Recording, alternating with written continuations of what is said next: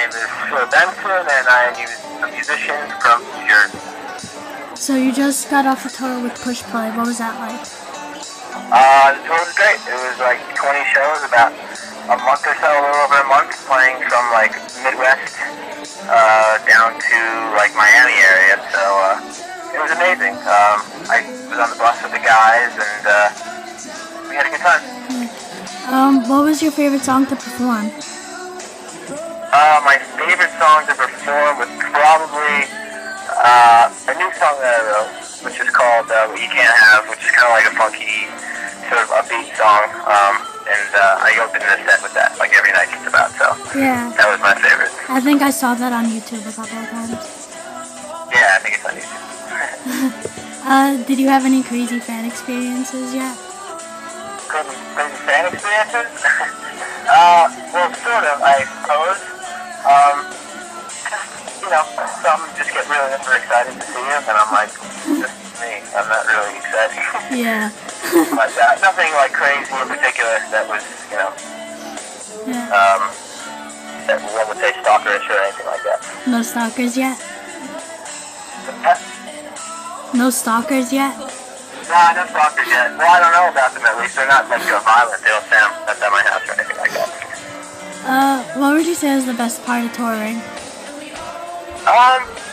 Obviously, playing in front of audiences, when you really feel like you connect with an audience and everyone's having a really good time, that's always the best feeling in the world for me. And also just like hanging out with the guys, making friends and stuff like that is kind of really amazing too. So, this is not fun, but I guess that goes with the territory. Yeah. Off your album, which would you say is your favorite song? The new album or the old album? The new album. I don't know. That's a good question. I like Blues, which is like the second song. I actually love Ancient History, which is the last song, which is just kind of like a real slow acoustic one. But I would have to say probably in the Brooklyn area. Yeah. Which song would you say was the most difficult to record or write? I would say After in the Brooklyn was the most difficult because the guitar part is really tricky, and I had to kind of put myself in a spot of, going to this party and seeing all kinds of crazy kind of stuff. So that was pretty difficult, the lyrics and the concept to come up with. Who would you say is your biggest influence in the music industry? My biggest influence, I would say they're the biggest, but there's definitely some big ones. Elliott Smith would be one, the Beatles would be another, John Mayer would be one, Maroon 5 would be one, Paul Simon would be one. I'd say those guys are definitely my biggest influence. You actually kind of remind me of like a John Mayer and Maroon 5 mix. Yeah, you know what? I've been told that, and I like when I hear that because that's kind of the sound I'm going for. So thank you. No problem. I read that you started playing the guitar in college. Was it difficult learning to play it? Yeah, well, I was like 18. I guess I was still kind of in high school when I started to play. But then I got to school, to college, and I went to like a real liberal arts small school. But people were kind of playing in coffee houses and stuff. And my freshman year, I just started to really kind of say, hey, this looks like what I want to be doing.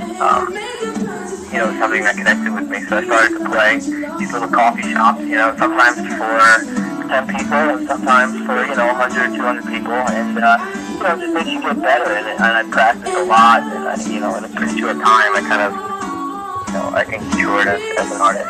So it was great. It was a fun road so far. When you're performing, how would you say a fan would get your attention? A fan will get my attention. Sometimes they just scream out crazy things, or like a lot of times they'll request a song that I haven't played in, like 2 years or a year or two, or something like that. And that always gets my attention. But I don't know, people who wear very bright colors and some strange things. I don't know. I guess people who are loud, of course. Yeah, definitely. Would you say that figuring out the melody or writing the lyrics to a song is harder? I think figuring out melody is really easy. I mean, just in the sense that it's pretty easy to put a few chords together and get a good melody. Lyrics, you know, same thing, kind of. It's easy to get lyrics, but to get good lyrics or lyrics that really are honest and are thoughtful, it takes a lot more time to do that. So, you know, lyrics, for me, it's always, the melodies are done and the lyrics take a few months, you know, because I get stuck at certain points and I don't like them, or I have to go back and I rewrite them. So, you know, I would definitely say the lyrics are for me, the more difficult part to write. Since you've opened up for bands like the Jonas Brothers, Push Play, and Lifehouse, would you say you have a favorite to open up for? A favorite to open up for? That's an interesting question. No, I wouldn't say so. I mean, I love opening up for, you know, a lot of different bands, because with opening up for a lot of different bands, you get to interact with a lot of different types of audiences. But, I mean, there's nothing like that kind of wall of sound of, like, screaming girls coming at you. That's pretty amazing. But, you know, I also like kind of like the college crowd and like the little older crowd that, you know, maybe doesn't make that much noise, but they have more of an appreciation for, you know, the music and the melodies and stuff like that. Yeah, well, and anytime you really connect with an audience, that's the best. A lot of guitar players, they usually stick to a basic acoustic sound. What made you go for more of a funk type of sound? You know, I never wanted to be like a strummy acoustic singer-songwriter. I always had, you know, since I've been playing, I knew kind of what direction I wanted to go, and more of like a funky sort of, you know, a fun sound, you know, because I guess maybe it just reflects sort of my personality a little bit. I'm not really sure what attracts me to that sound, but I like those kind of, you know, songs that people can sort of sing along to, but they can respect musicianship and they can kind of like groove to a little bit, but yeah. If you could go on tour with any artist who's dead or alive, who would it be? Dead or alive? You know, I think it would be a fun tour to go on tour with like Bob Marley and the Wailers. But I mean, the Beatles in like 1965 or 1966 or 67, I think that would be just completely amazing. Or Jimi Hendrix, just to watch them, really. Yeah. So yeah, it would be one of those bands. It would have to be back in like the 60s, though. You know, it'd have to be in the environment when they were starting. You know, when they were new and they were really starting to break big. But that would be amazing, yeah. Do you have a dream venue you'd want to perform at? Madison Square Garden for me would be the dream venue, just because I'm from the New York area, and you know that's the place to play. You know, it's kind of like, oh, you played the Garden, you know, you've made it, kind of thing. So that would be my dream venue, definitely. So far, what would you say is the highlight of your career? I don't know, you know, just touring. You know, it's really amazing when you go places that you've never been before and people come out to see you. You know, we're just in, you know, Wisconsin and St. Paul, Minnesota, and, you know, some people in the crowd singing some of my songs, and I was like, wow, that's really amazing. It just kind of blows my mind a little bit. The new year's coming up soon. You have any big plans for the upcoming year?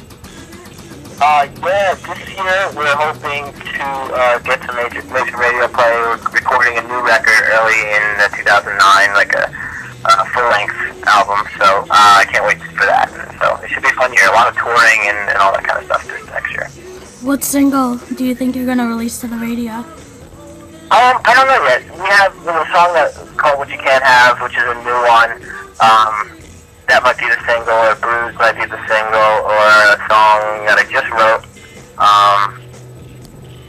called You're Gonna Lose That Girl could be the single. So we don't know. We have like maybe 3 or 4 or 5 songs that are potential to go. So we'll have to just see, you know, when they're recorded, how they come out, and, you know, when we let people listen, you know, then they kind of decide. So I really don't have too much say in it, but yeah, I think those are pretty good choices. Yeah.